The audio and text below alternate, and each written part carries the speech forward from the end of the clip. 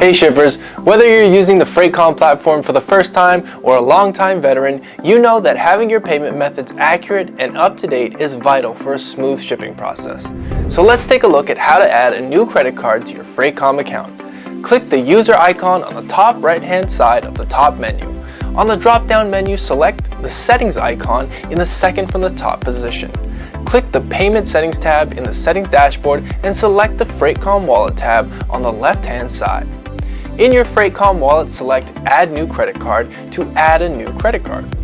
Be sure to note that Freightcom accepts both Visa and MasterCard. You can also add multiple credit cards and set whichever card you want as the primary. And that's all there is to it. If you have any questions about anything billing or invoicing related, you can reach out to us at any time at accounting@freightcom.com. Thanks again for watching this video.